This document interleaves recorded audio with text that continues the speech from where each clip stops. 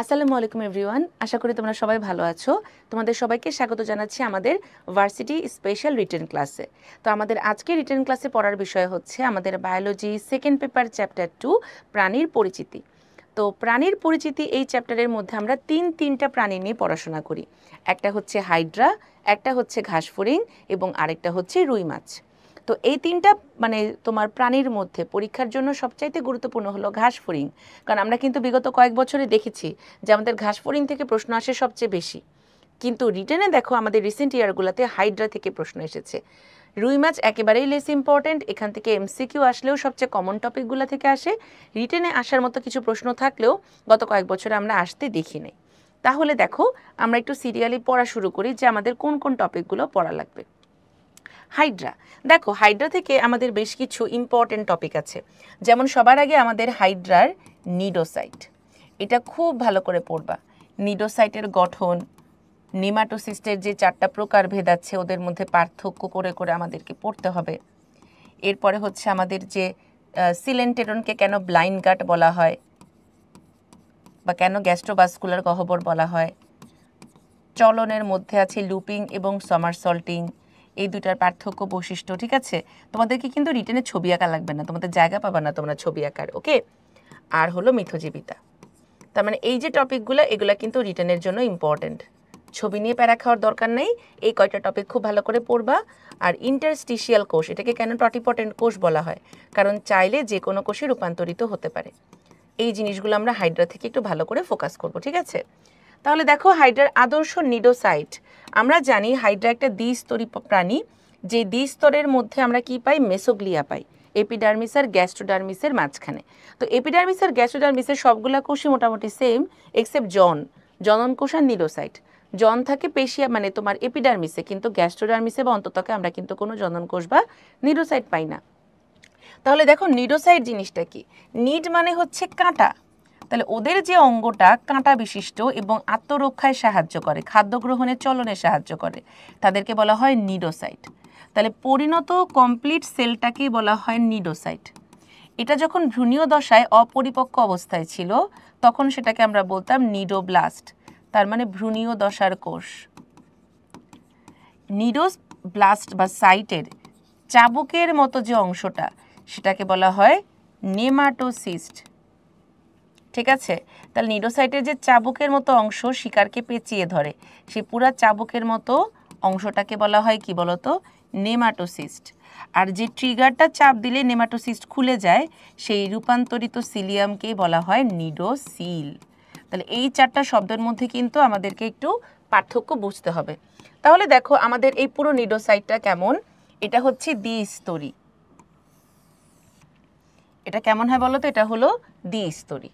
তাহলে এই যে আমরা দুইটা স্তর পেলাম, এই দুইটা স্তরের মাঝখানে আমরা কি পাবো, যে কোনো কোষ, এটা তো একটা ম্যাচিউরড সেল তাই না।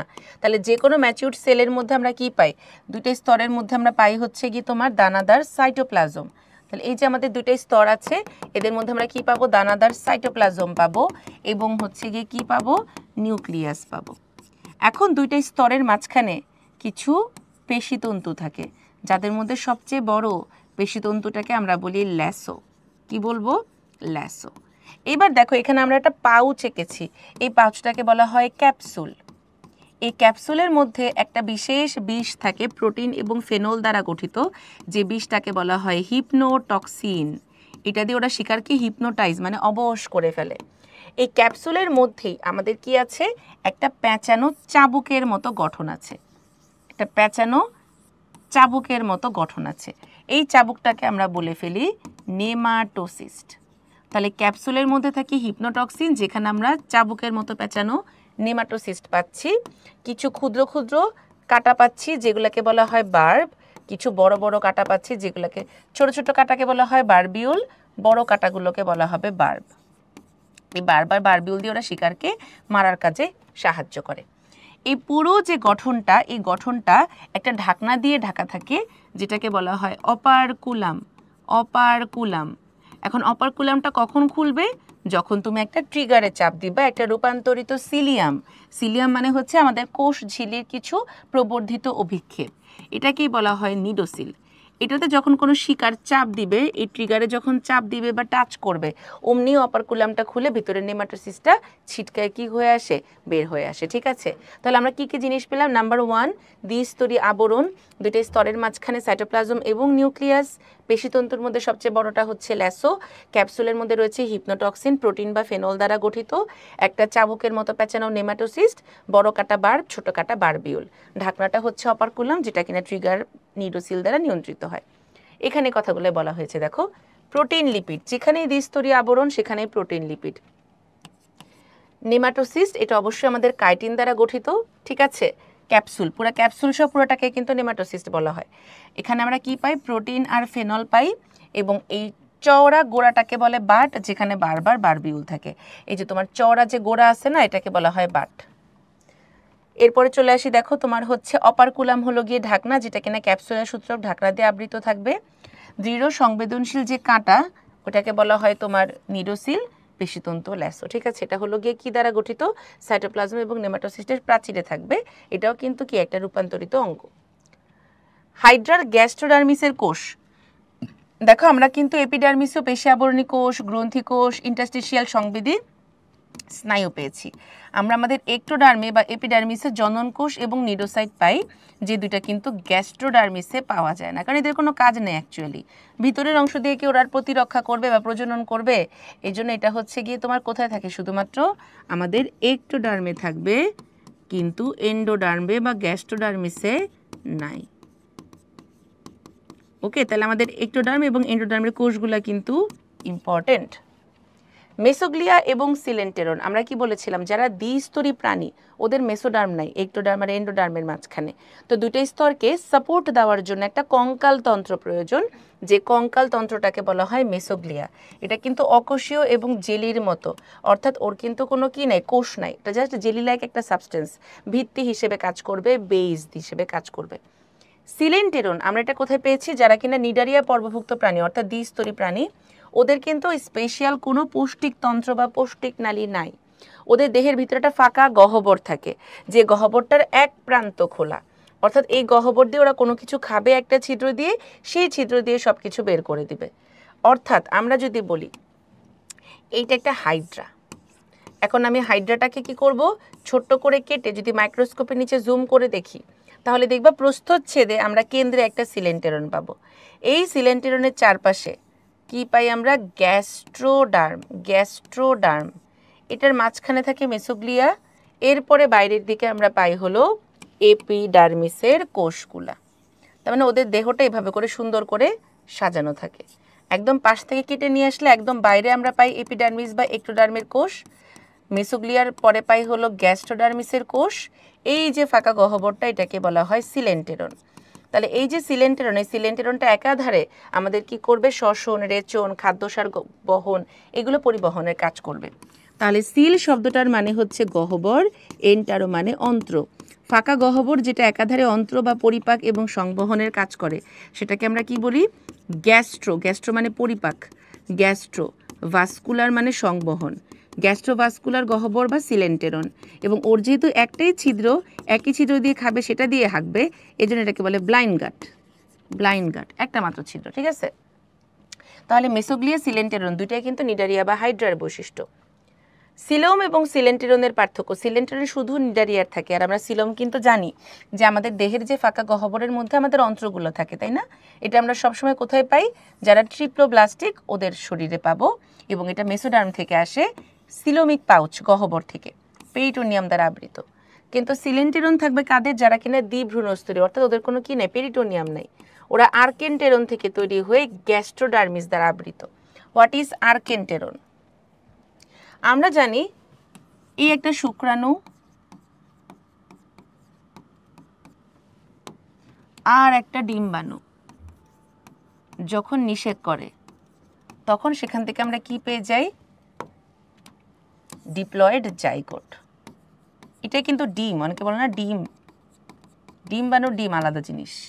এই জাইগোটটা এবার বারবার মাইটোসিস বিভাজন বা ক্লিভেজ করে 2টা, 4টা, 8টা 16 কোষীয় দশা তৈরি করে, যাকে আমরা বলি মরুলা। এই মরুলার কোষগুলো যখন একটা স্তর তৈরি করবে, কোষ দিয়ে এবং মাঝখানে একটা গহ্বর থাকবে, সেই দশাটাকে আমরা বলি ব্লাস্টুলা।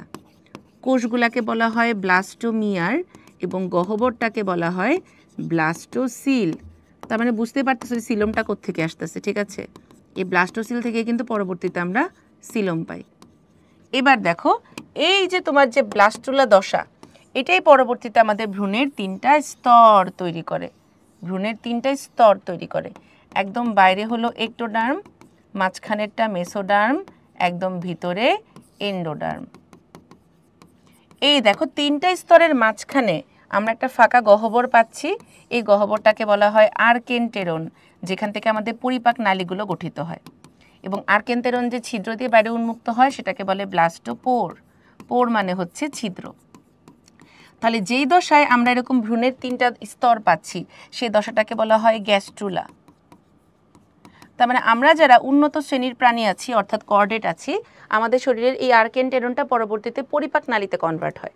কিন্তু যারা নিম্ন শ্রেণীর জীব, যেমন ধরো নিডারিয়া, যাদের দেহে সিলেন্টেরন আছে, এটা তোমার ডিরেক্ট আর্কেন্টেরন থেকে সিলেন্টেরন হয়ে যায়, ওদের আর কোনো অন্ত্র গঠিত হয় না। আমাদের শরীরে আর্কেন্টেরন থেকে সিলোম আসবে, সিলোম থেকে তোমার হলো গিয়ে অন্যান্য যে তোমার অন্ত্রগুলো সিলোমের ভিতরে গঠিত হবে, সিলোমের চারপাশে পেরিটোনিয়াম আসবে, বাট ওদের এত কিছু হয় না। সিলোম আর্কেন্টেরনটা ডিরেক্ট কি হয়ে যায়, সিলেন্টেরন হয়ে যায়, ঠিক আছে? এই জন্য বলা হয়েছে আর্কেন্টেরন থেকে উদ্ভূত। হাইড্রা এবং শৈবাল মিথজীবিতার মাধ্যমে কিভাবে উপকৃত হয়? আমরা বলেছিলাম মিথজীবিতা মানে 2টা ভিন্ন প্রজাতি, দুজন দুজনের উপকার করবে। তাহলে দেখো আমাদের শৈবাল কিভাবে উপকৃত হয়। শৈবাল কি করবে? হাইড্রার বাসায় 5 স্টার হোটেলে থাকে, আশ্রয় পাচ্ছে কোথায়? ওদের হলো আশ্রয় পাচ্ছে ওদের গ্যাস্ট্রোডার্মিসের পেশি আবরণী কোষে, মানে ভিতরে থাকে। ওরা যে সালোক সংশ্লেষণ করবে, এটার জন্য কার্বন ডাই অক্সাইড দরকার। তাহলে হাইড্রার শ্বসনের বহিঃশ্বসন থেকে ওরা কার্বন ডাই অক্সাইড পাচ্ছে নিঃশ্বাস থেকে। আর খাদ্য উৎপাদনের জন্য কি দরকার? আমাদের হলো নাইট্রোজেন দরকার আমিষ পদার্থ তৈরি করার জন্য, তাই না? আচ্ছা, এবার দেখো আমাদের হাইড্রা কীভাবে উপকার হয়। শৈবাল সালোক সংশ্লেষণ করে ওকে খাবার দিচ্ছে, আবার সালোক সংশ্লেষণের মাধ্যমে যে অক্সিজেন রিলিজ করে সেটা প্রশ্বাস কাজে ব্যবহার করে। আবার হাইড্রা শরীর থেকে যে ক্ষতিকর কার্বন ডাই অক্সাইড তৈরি হয়, ওইটা হাইড্রার জন্য ক্ষতিকর, কিন্তু আবার শৈবালের কাজে লাগে। তাহলে সেই কার্বন ডাই অক্সাইডটাও নিষ্কাশন করে দিচ্ছে, আবারও নাইট্রোজেন ঘটিত বর্জ্যগুলোও কিন্তু নিষ্কাশন করে ফেলছে, যেটা শৈবাল আমিষ তৈরির কাজে ব্যবহার করছে। তার মানে ওর জন্য যেগুলো খারাপ, আমাদের শৈবালের জন্য সেগুলো ভালো, আবার শৈবালের জন্য যেগুলো খারাপ, আবার হাইড্রার জন্য ভালো, ঠিক আছে? মিথজীবিতা বলা হয়েছে অলরেডি, যখন 2টা ভিন্ন প্রজাতি, যেমন হাইড্রা হলো নিডারিয়া, শৈবাল হচ্ছে আমাদের প্ল্যান্টি রাজ্যের মধ্যে পড়তেছে, পরস্পরের কাছ থেকে উপকৃত হবে, এই ধরনের সাহচর্যকে বলা হয় মিথজীবিতা। অ্যান্সার এক্সাম্পল কি? হাইড্রা, আর এটা হলো জুওক্লোরেলা। তাহলে মোটামুটি আমরা হাইড্রা সম্পর্কে জানলাম। এর পাশাপাশিও তোমরা হাইড্রা থেকে ওদের চলনটা খুব ভালো করে পড়ে ফেলবে, লুপিং আর সমারসল্টিং, ঠিক আছে? আচ্ছা, ঘাসফড়িং থেকে খুবই গুরুত্বপূর্ণ হচ্ছে মুখপাঙ্গ, রিটেনের জন্য। মুখপাঙ্গ কোনটার কি কাজ এটা একটু ভালো করে দেখে নিবা। এরপর ওদের যে রক্ত সংবহন প্রক্রিয়া, এটার একটা ফ্লো চার্ট দেওয়া আছে, এই ফ্লো চার্টটা ভালো করে দেখবা। ওদেরকে কেন হলো মুক্ত সংবহন তন্ত্র বলা হয় বা হিমোসিল বলতে কি বুঝো, এই ছোট ছোট প্রশ্নগুলো দেখতে হবে। শ্বসন প্রক্রিয়ারও যে ফ্লো চার্টটা আছে, সে ফ্লো চার্ট বা প্রবাহ চিত্রটা ভালো করে দেখবা। ওদের যে গ্রন্থিগুলো আছে, সেই গ্রন্থির ক্ষরণগুলো ভালো করে দেখতে হবে। আর তোমার হচ্ছে যেটাকে আমরা বলে থাকি যে অসম্পূর্ণ রূপান্তর বা হেমিমেটাবোলাস, এগুলোর ব্যাখ্যাগুলো ভালো করে পড়তে হবে। তাহলে দেখো আমাদের স্ত্রী এবং পুরুষ ঘাসফড়িংয়ের পার্থক্য। আমরা জানি মানুষ বাদে অন্য যে কোনো প্রাণী বা গাছের ক্ষেত্রে পুরুষ কাউন্টারপার্টগুলো ছোট এবং স্ত্রীগুলো বড় হয়। তার মানে দেখো পুরুষের আকৃতি ছোট, স্ত্রীর আকৃতি বড়। পুরুষের যে প্রান্ত মানে পেট, এটা হচ্ছে গোল আর লম্বা, কিন্তু স্ত্রীরটা প্রশস্ত মানে চওড়া, প্রান্তভাগটা সূচালো, যেহেতু ওরা ডিম পারবে এই জন্য এন্ডিংটা একটু শার্প।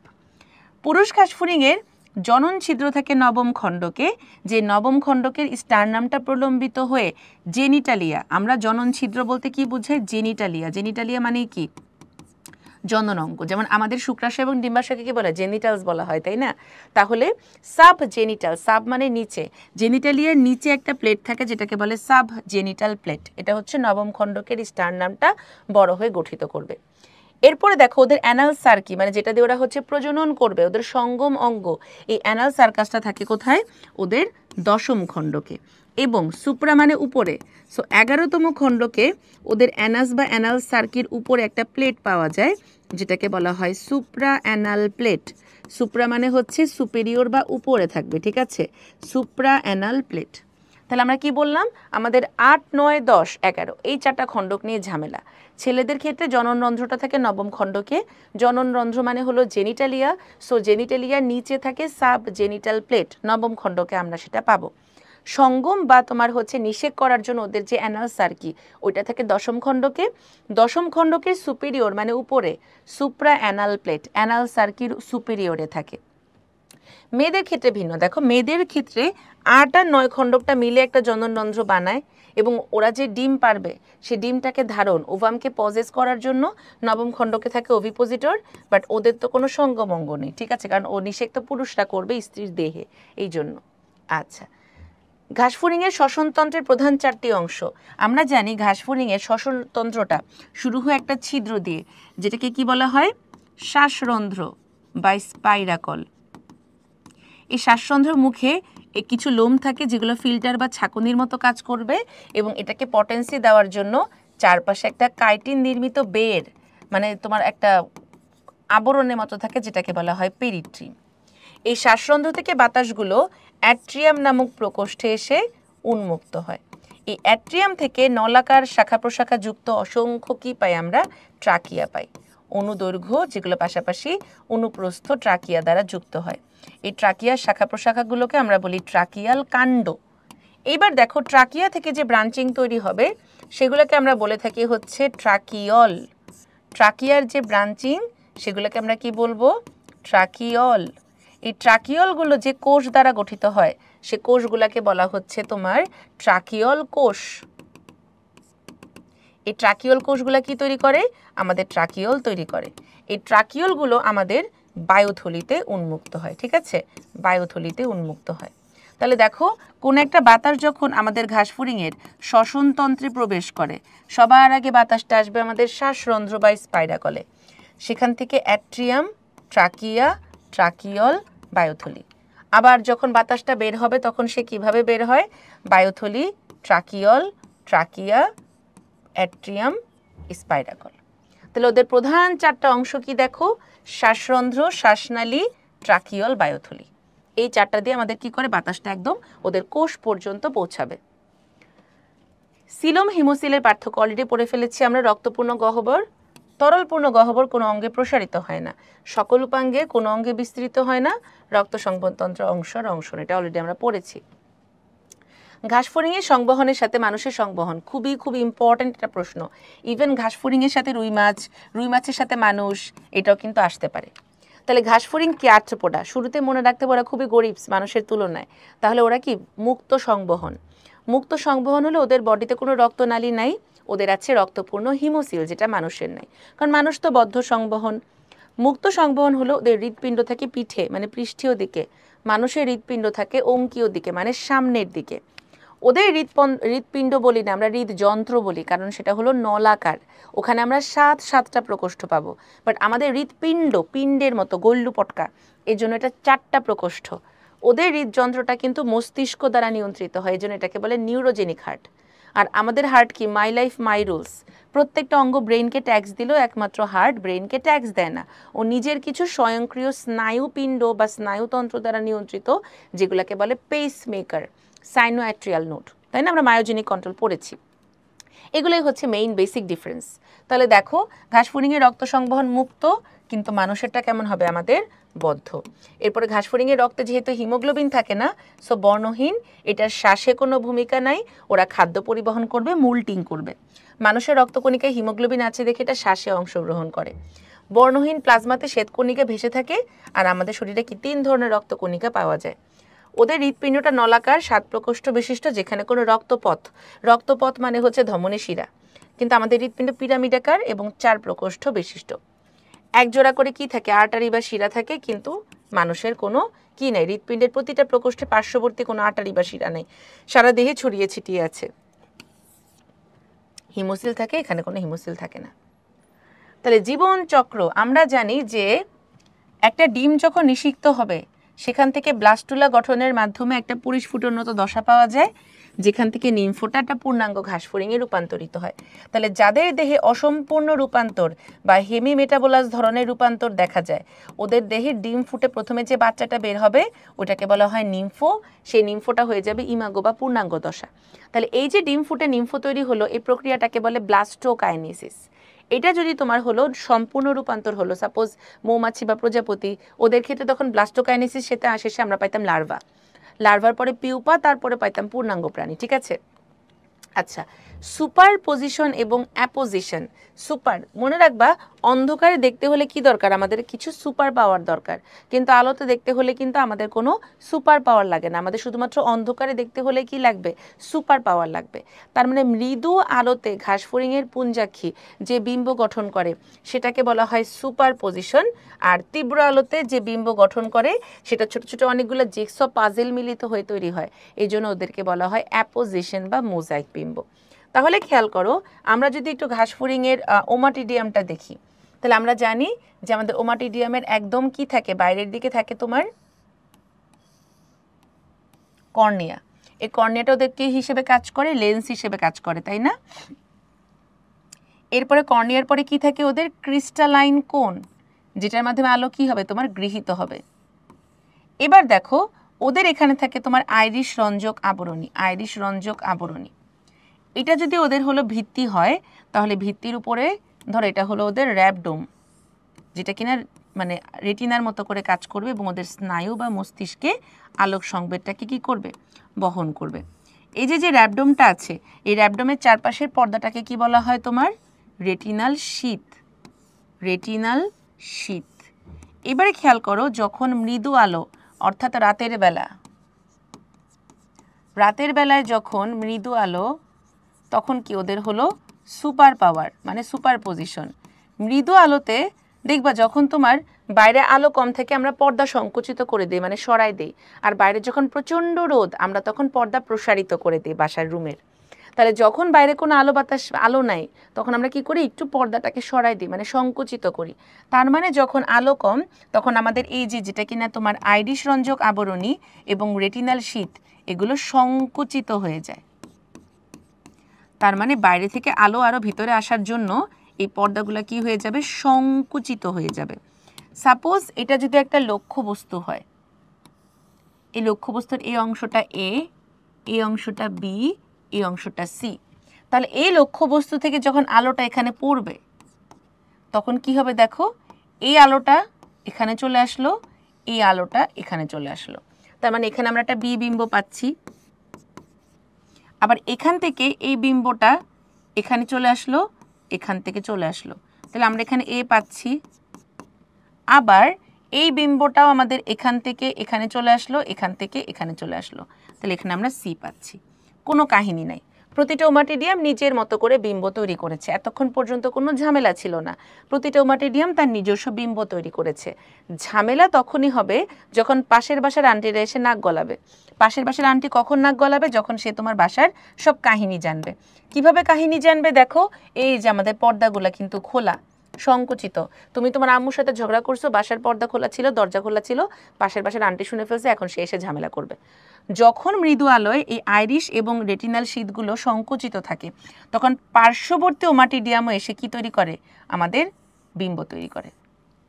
তার মানে একটা ওমাটিডিয়াম তার নিজস্ব লক্ষ্যবস্তু থেকে আলো পাবে, পার্শ্ববর্তী ওমাটিডিয়াম থেকেও আলো পড়বে। তাহলে আমার এ এবং সি, একে তো বি থেকে আলো ইম্পোজড হচ্ছে, এরপরে এ আর সি এর বিম্ব কি হবে, সুপার ইম্পোজড হবে। একটা বিম্বর উপরে আরেকটা বিম্ব এসে পড়বে।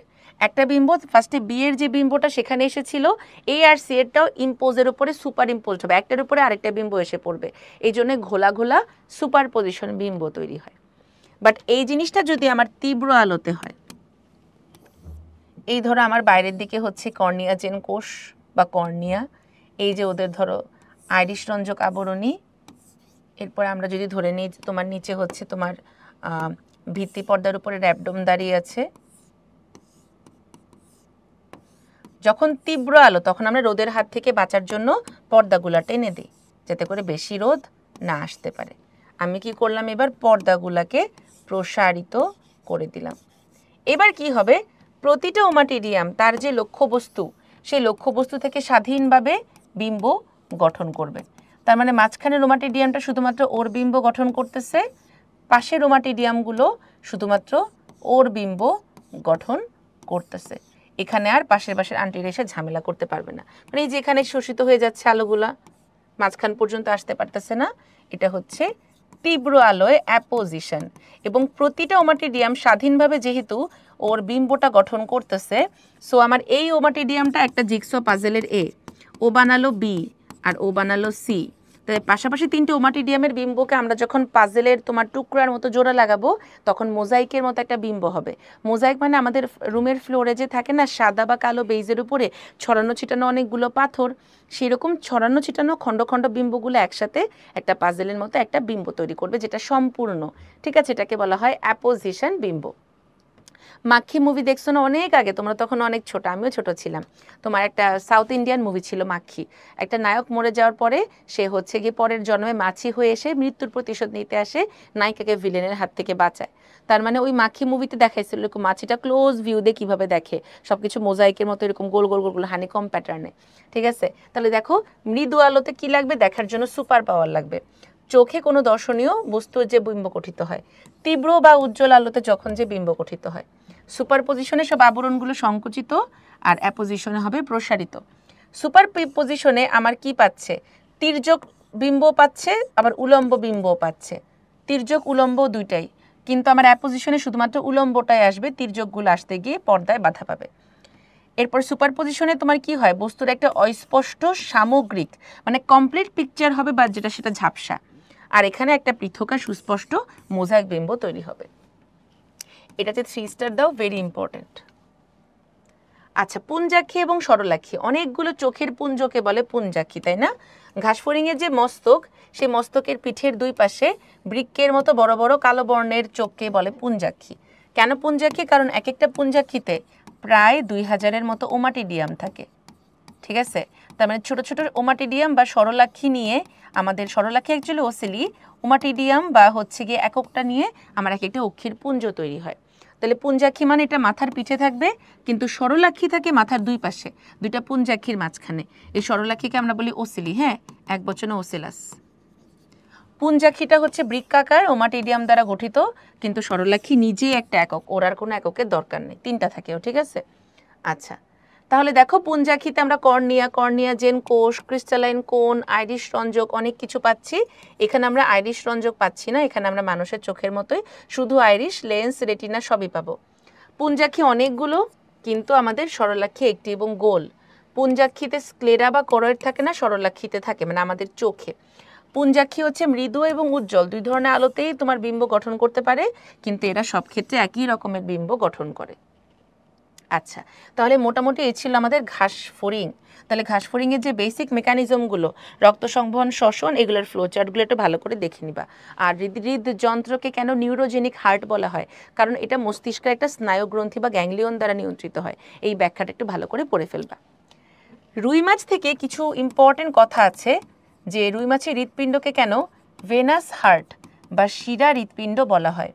তারপরে রুই মাছের রক্ত সংবহনকে কেন সিঙ্গেল সার্কিট হার্ট বা একচক্রী সংবহন প্রক্রিয়া বলা হয়।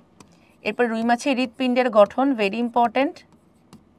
রুই মাছের যে রক্ত সংবহন প্রক্রিয়া আছে সেই প্রক্রিয়ার ফ্লোচার্ট, প্রবাহচিত্র। তোমার ধমনীতন্ত্র, শিরাতন্ত্র এত কঠিন সাধারণত আসার কথা না, বাট বায়ুথলি বা পটকার কাজ ভালো করে পড়তে হবে। এবং বায়ুথলির উপর ডিপেন্ড করে আমরা দুই রকমের মাছ পাই। ঠিক আছে, ফাইসোস্টোমাস এবং ফাইসোক্লিস্টাস, এই প্রকার ভেদটা একটু ভালো করে পড়তে হবে। ঠিক আছে, আবার আরেকটা আছে আমাদের বায়ুথলিতে, রেটিয়া মিরাবিলিয়া। বায়ুথলির ভিতরের স্তরে একটা রক্তবাহিকার গুচ্ছ পাওয়া যায়, যেটাকে বলা হয় রেটিয়া মিরাবিলিয়া। ওকে, তাহলে এই যে ছোট ছোট জিনিসপত্রগুলো আছে, এগুলো আমরা রিটেনের জন্য খুব ভালো করে দেখার চেষ্টা করব। তাহলে দেখো, এই যে রুই মাছের আইস, আমরা জানি রুই মাছ হচ্ছে কি ন্যাথোস্টোমাটা সুপার ক্লাসের, ন্যাথোস্টোমাটা সুপার ক্লাসের অ্যাক্টিনোপটেরিজি শ্রেণীর আন্ডারে পড়ে। তাহলে অ্যাক্টিনোপটেরিজি হলে ওদের অন্তকঙ্কাল কি অস্থিময়, এবং ওদের আইসটা হচ্ছে কি সাইক্লয়েড বা টিনয়েড। তাহলে রুই মাছের আইসে আমরা কি পাই, সাইক্লয়েড পাই, তাই না? তাহলে আইসের কাজ কি? যে কোনো আইস মাছকে অবশ্যই প্রোটেকশন দিবে, রোগ জীবাণু ধ্বংস করবে, পানির কম্পাঙ্ক অর্থাৎ ওরা যে পানিতে আছে সে পানির গভীরতা কেমন সেটা ওরা কম্পাঙ্ক দ্বারা নির্ধারণ করে, পানির বাধা কমাবে। এবং তুমি কিন্তু অবশ্যই একটা মাছের আইস দেখে তার বয়স বৃদ্ধির হার নির্ণয় করতে পারবা। কারণ মাছে কিছু কি পেয়েছিলাম মনে আছে? আমাদের মাছের যে আইসটা ছিল কেন্দ্রে ছিল একটা ফোকাস, এই ফোকাসের চারপাশে বৃত্তাকার অস্থি উপাদানগুলো স্তরে স্তরে বিন্যস্ত হয়েছিল, যেগুলোকে আমরা কি বলেছিলাম? সার্কুলি, এক বচনে ছিল সার্কুলাস। এই যে তোমার সার্কুলাস, যখন একটা মাছের 1 বছর হয়ে যায়, হ্যাপিওয়ালা বার্থডে হয়, তখন একটা সার্কুলাস গাঢ় হয়ে যায়, এটাকে বলে অ্যানুলাস, বহুবচনে অ্যানুলি। যদি মাছের বয়স 2 হয় তখন সেটা হয়ে যাবে 2টা এরকম গাঢ় হয়ে যাবে, অ্যানুলাস 1, অ্যানুলাস 2। তাহলে আমাদের ফোকাসের চারপাশের স্তরগুলোকে বলে হচ্ছে গিয়ে তোমার সার্কুলাস, যেগুলোকে ক্যালসিয়াম জমে জমে হয়। যখন 1 বছর হয় একটা সার্কুলাস গাঢ় হয়ে যায়, 2 বছর হয়ে গেলে 2টা সার্কুলাস গাঢ় হয়ে যায়। অর্থাৎ ইনবিল্ট কিছু সার্কুলাস থাকে যেগুলো কিনা বয়সের সাথে সাথে গাঢ় হয়, ওগুলাকে বলা হয় অ্যানুলাস। এই অ্যানুলাসগুলো দেখেই কিন্তু আমরা মাছের বয়স বৃদ্ধি আর নির্ধারণ করতে পারি। ওকে, রুই মাছের শ্রেণীবিন্যাস এটা আমরা সবাই জানি, ভালো করে একবার দেখে নিব। ভেনাস, ভেনাস মানে কি বোঝায়? শিরা। আর আমরা জানি শিরা মানে কার্বন ডাইঅক্সাইড। আমাদের হার্টে কি হয়? ডান দিকটা অলওয়েজ কার্বন ডাইঅক্সাইড নিয়ে ডিল করে, বাম দিক অলওয়েজ অক্সিজেন নিয়ে ডিল করে ফুসফুস থেকে রক্ত আসার পরে। বাট ওদের যে হৃৎপিণ্ডটা আছে ওদের হচ্ছে তোমার হচ্ছে সবার আগে সাইনাস ভেনোসাস নামে একটা উপপ্রকোষ্ঠ অলিন্দে মিলিত হয়, অলিন্দ থেকে তোমার নিলয়, এবং নিলয় থেকে হচ্ছে কি ভেন্ট্রাল অ্যাওর্টা। তার মানে এই যে সাইনাস ভেনোসাস, এটাতে সবার আগে সারা দেহ থেকে কার্বন ডাইঅক্সাইড যুক্ত রক্ত আসে।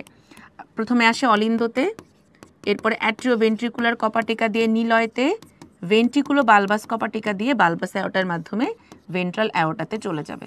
তার মানে এখানে কিন্তু তোমার হৃৎপিণ্ডের ভিতরেই আমার কোনো গ্যাসের আদান প্রদান হচ্ছে না, সারা দেহ থেকে যে কার্বন ডাইঅক্সাইড যুক্ত রক্তটা সাইনাস ভেনোসাসে এসেছে ওইটাই কিন্তু অলিন্দ নিলয় হয়ে ভেন্ট্রাল অ্যাওর্টায় চলে যায়। এরপরে ভেন্ট্রাল অ্যাওর্টা থেকে অন্তর্বাহী ধমনীর মাধ্যমে ওরা ফুলকাতে যাবে অক্সিজেন যুক্ত হওয়ার জন্য। তার মানে দেখো হার্টে আসার আগে বা হার্টে যাওয়ার পরে গ্যাসের কিন্তু কোনো বিনিময় হচ্ছে না। যখন ওরা হচ্ছে হার্ট থেকে বের হবে তখনই ওরা ভেন্ট্রাল অ্যাওর্টার মাধ্যমে ফুলকাতে যায়, ফুলকা থেকে অক্সিজেন বিনিময় করে পানির সাথে, এরপরে সেটা বহির্বাহী ব্রঙ্কিয়াল ধমনী দিয়ে বের হয়ে আসে। তাহলে দেখো হার্টে আসার আগে বা পরে আমাদের গ্যাসের কোনো আদান প্রদান হচ্ছে না। তার মানে পুরো হার্ট জুড়ে কার্বন ডাইঅক্সাইড সমৃদ্ধ রক্ত দেখে আমরা কি বলি? ভেনাস হার্ট বা শিরা হৃৎপিণ্ড। ওকে, আচ্ছা, বায়ুথলির কাজ কি? আমাদের বায়ুথলিতে গ্যাস থাকে, সোরা শব্দ উৎপাদন করবে, প্রতিধ্বনি সৃষ্টি, প্লবতা রক্ষা, দেহের চাপ নিয়ন্ত্রণ করে, এটা ইম্পর্টেন্ট। প্রাকৃতিক পরিবেশে রুই মাছের সংরক্ষণ, আমাদের সময় মেডিকেলে রুই মাছের সংরক্ষণ থেকে এমসিকিউ আসছিল, তার মানে এখান থেকে যে কোনো সময় কিন্তু রিটেন দিতে পারে, বানায় বানায় লিখতে পারবা। মৎস্য অভয়াশ্রম, যেমন হালদা নদী, ওখানে কি করে? মাছগুলো স্বাধীনভাবে প্রজনন করতে পারে। ওখানে বিভিন্ন বৈশিষ্ট্যের মাছের মধ্যে রিকম্বিনেন্ট ডিএনএ টেকনোলজির মাধ্যমে ফিউশন করে উন্নত জাতের জিনগুলো মাছের মধ্যে প্রতিস্থাপন করে মাছের চাষ করা হয়। ওখানে কেউ মাছ ধরে না, ওখানে মাছের অভয়াশ্রম। ঠিক আছে, অভয়াশ্রম মানে মাছ অভয় কি করতে পারে? প্রজনন করতে পারে। নদীর নাব্যতা বৃদ্ধি, তার মানে পানি প্রবাহ ঠিক করতে হবে। নদী দখল, বাঁধ, সেতু এগুলো নির্মাণ করলে তো কি হয়? মাছের প্রজনন ক্ষেত্র নষ্ট হয়ে যায়। এগুলো প্রতিরোধ করতে হবে, যেখানে সেখানে ময়লা ফেলা যাবে না, যাতে করে নদী দূষণ না হয়। মা মাছ আহরণ বন্ধ করা হয়, যে কিছু সিজন থাকে না, জাটকা ধরা বন্ধ থাকে, ইলিশ ধরা বন্ধ থাকে। একটা মাছ বেচারি তোমার প্রজনন করতেছে, এর মধ্যে তুমি ধরে আটকায় ফেললা, তাহলে সে কি প্রজনন করতে পারবে? তুমি তো ডিমটা খেয়ে ফেললা, বাট সে তো আর নতুন ইলিশ মাছ তৈরি করতে পারলো না। মৎস্যজীবীদের উদ্বুদ্ধ করতে হয় মাছ ধরো, ঠিক আছে? আচ্ছা, বায়ুথলির গঠন, এটা একটা ইম্পর্টেন্ট প্রশ্ন। দেখো বায়ুথলি তোমাদের ছবি আঁকা লাগবে না, বাট ছবিটা দেখে বুঝো। আমাদের উপরে থাকে রুই মাছের নটোকর্ড অর্থাৎ মেরুদণ্ড, আর নিচের দিকে থাকে হচ্ছে পৌষ্টিকনালী। তাহলে নটোকর্ডের নিচে কিন্তু পৌষ্টিকনালীর উপরে আমরা যে প্রকোষ্ঠ পাই তাকে বলে বায়ুথলি বা এয়ার ব্লাডার। এই যে বায়ুথলিতে দেখো সামনে একটা প্রকোষ্ঠ, পিছনে একটা প্রকোষ্ঠ, এই দুইটা প্রকোষ্ঠের বাইরের আবরণটাকে বলে টিউনিকা এক্সটার্না, আর ভিতরের আবরণটাকে বলে টিউনিকা ইন্টারনা। দুইটা প্রকোষ্ঠের মাঝখান থেকে একটা নালী বের হয়, যে নিউম্যাটিক নালীটা ওদের অন্য নালী হয়ে অন্তঃকর্ণের ছোট ছোট হাড্ডির সাথে যুক্ত হয়, যেগুলোকে বলে ওয়েবেরিয়ান অসিকল। বিজ্ঞানী ওয়েবেরিয়ান আবিষ্কার করেছিলেন, ঠিক আছে? তাহলে আমাদের যেরকম তোমার মধ্যকর্ণকে গলবিলের সাথে যুক্ত করে ইউস্টেশিয়ান নালী, ওদের বায়ুথলিকে অন্য নালী বা কানের সাথে যুক্ত করে নিউম্যাটিক নালী। ঠিক আছে, আমাদের যেরকম ইউস্টেশিয়ান, ওদের সেরকম নিউম্যাটিক নালী। তাহলে দেখো, মেরুদণ্ডের নিচে এবং পৌষ্টিক নালীর উপরে যোজক টিস্যু দ্বারা গঠিত পটকা, চকচকে সাদা থলি। দেখো কোন কোন গ্যাস আছে, অক্সিজেন, নাইট্রোজেন এবং কার্বন ডাই অক্সাইড। হাইড্রোজেন নাই, কিন্তু পরীক্ষার হলে কিন্তু হাইড্রোজেন দিয়ে বলবে নিচের কোন গ্যাসটি থাকে না। সামনের প্রকোষ্ঠ ছোট, পিছনেরটা বড়, নিউম্যাটিক নালীর কথা বলা হয়েছে। এটা কিসের সাথে যুক্ত হবে? ওই বেরিয়া নসিকলের সাথে যুক্ত হয়।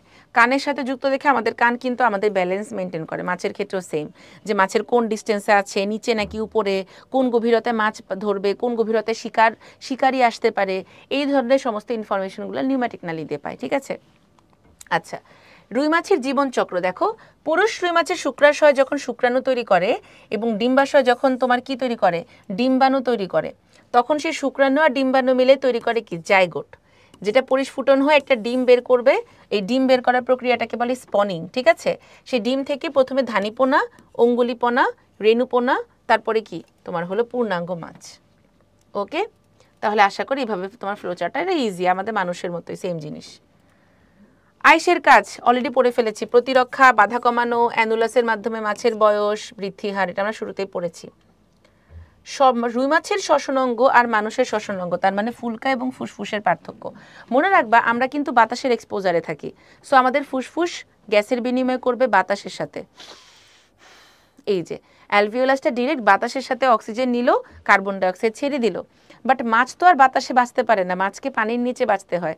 সো মাছের ফুলকাগুলা গ্যাস বিনিময় করবে কার সাথে? পানির সাথে। পানি যখন ওদের কান করে ঢুকে স্প্ল্যাশ করে ফুলকা ভিজায় দেয়, গ্যাসের বিনিময় হয়। আবার ব্রাঙ্কিওস্টেকেল পর্দা দিয়ে অবশিষ্ট পানি বা কার্বন ডাইঅক্সাইডটা পানির সাথে মিশে বের হয়ে যায়। তাহলে দেখো, ফুলকাগুলো যে সুতা দিয়ে তৈরি তাকে বলে ল্যামেলি। আর মানুষের ফুসফুসে কি পাওয়া যায়? Alveolus, বহুবচনে alveoli. ফুলকার কোনো আবরণ নেই, বাট ফুসফুসের আবরণ কি? প্লুরা। ফুলকাগুলা চিরুনির মতো দেখতে, 4 জোড়া, যেটা কিনা ফুলকা প্রকোষ্ঠে অপারকুলাম দিয়ে ঢাকা থাকে। কিন্তু ফুসফুসগুলা কি থলির মতো, এবং এটা ডায়াফ্রামের উপরে থাকে, তাই না? বক্ষপিঞ্জর দিয়ে আবৃত থাকে। তাহলে মোটামুটি এই ছিল আমাদের অধ্যায় 2 বা প্রাণীর পরিচিতি থেকে রিটেন। তাহলে আমাদের প্রাণীর পরিচিতি থেকে কিন্তু রিটেনের যে প্রশ্নগুলো আমি শুরুতে বলে দিয়েছি আলাদা আলাদা করে কোনগুলো টপিক ইম্পর্টেন্ট। এছাড়াও তোমরা এইচএসসি পরীক্ষার সময় অনুধাবনমূলক প্রশ্নের জন্য যে টপিকগুলো বা যেই প্রশ্নগুলো পড়তে, সেগুলো দেখলে ইনশাল্লাহ হয়ে যাওয়ার কথা। আমাদের উদ্ভাসে যারা একাডেমিকে ছিল, আমরা তো প্যারালাল টেক্সট পড়েছিলাম, তাই না? ওখানে কিন্তু তোমাদের জ্ঞানমূলক, অনুধাবনমূলক আলাদা আলাদা প্রশ্ন দেওয়া থাকতো। ওইগুলাই কিন্তু আমাদের রিটেনের জন্য ইম্পর্টেন্ট। এছাড়াও তোমাদের প্রিপারেশন বুকে আলাদা করে রিটেনের সেগমেন্ট দেওয়া আছে। আর তোমরা এই স্লাইডগুলো দেখে ফেলে ইনশাল্লাহ এর মধ্যে থেকে রিটেনের প্রশ্ন কমন আসবে। সো অল দ্য বেস্ট, তোমরা ভালো মতন পড়াশোনা করো। আল্লাহ হাফেজ।